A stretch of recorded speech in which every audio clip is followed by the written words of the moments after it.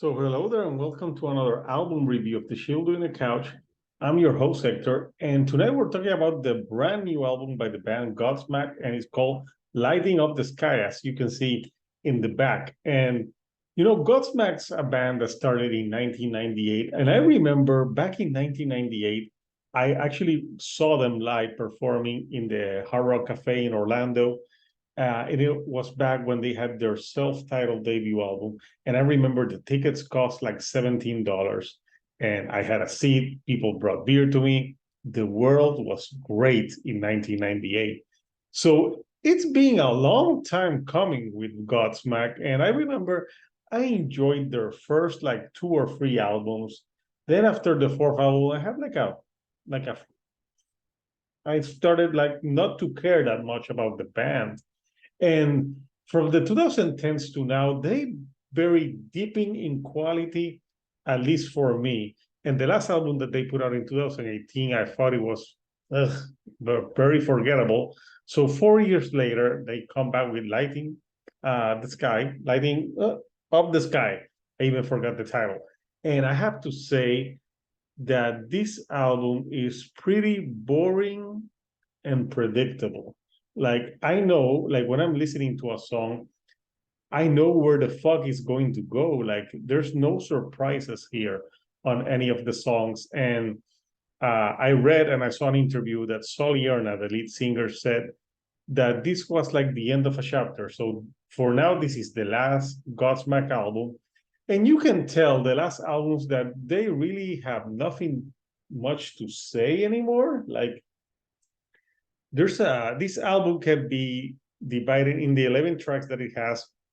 Half of it is like power ballads, and the other half is like mid-tempo rockers, but nothing really that would like stand out either lyrically, musically. It's like they're rehashing some of the stuff that they did in their 2018 album and the 2014 album.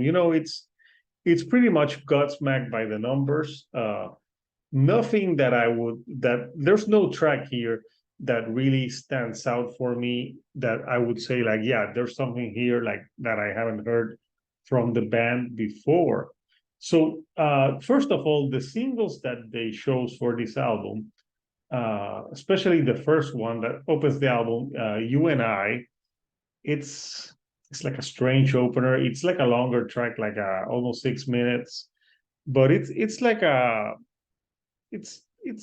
romantic type of like power ballady type of track. And for an album opener, it's pretty standard weak. It doesn't like you want like a more power to it, but they become like a very like power ballady type of band in the last few records. Then they have a song like Red, White, and Blue that it's all about like America. The world's changing, but he still believes in America, and it's corny as hell. The lyrics are very corny, and I don't know why I listen to this type of like patriotic track from some bands like too much, and it's also like yeah, whatever. The track that follows it, Surrender, was the other single. And musically, it's catchy and it's all about like a relationship that he can't take it anymore. He wants out of it. There's a lot of lies. So he's like, why can you surrender? Why can you just like quit? Let's just stop fighting and call it a day. That's the type of song. And it's more fast paced. But again, with the lyrics, there's a whole lot of like he uses the word baby a lot, and like yeah, when you resort to baby in a lyrics for a rock band, you know that you have nothing else to write about. Like it's generic as fuck. Then songs like What About Me, it's mid pace again. Truth is a piano track where he's like, Solierna's like crying, like, tell me the truth.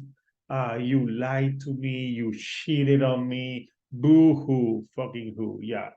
It's it's okay. It's not atrocious, but it's also nothing like you say, like, yeah, this is the best piano track. Maybe if it was Amy Lee from Evanescence, I would have liked it more.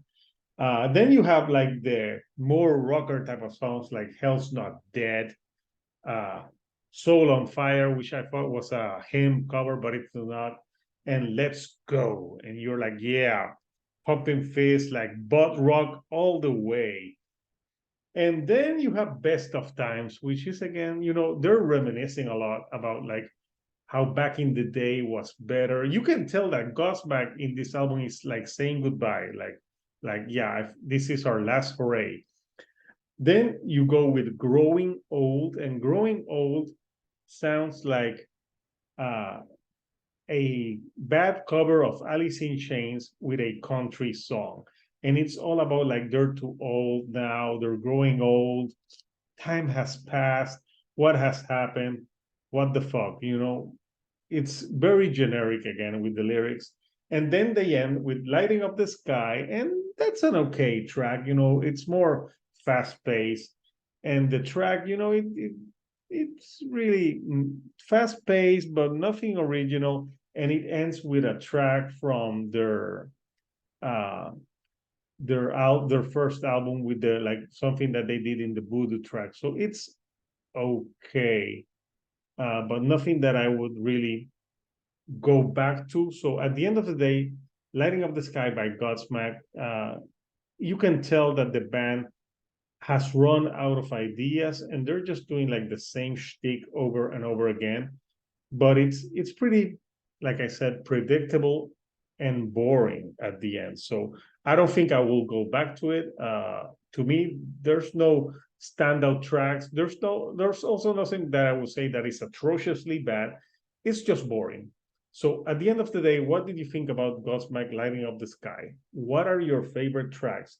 Are you glad that this seems like it's the last album for Godsmack? And if so, what do you think about it? Like, what are your favorite Godsmack albums, and what are your favorite tracks out of this album? So, if you like the videos that I'm putting out, do not forget to subscribe, and do not forget to give me a like. That helps the channel immensely. So, until next time, this is Hector, the Shield on a Couch, and I'll see you right here on the couch.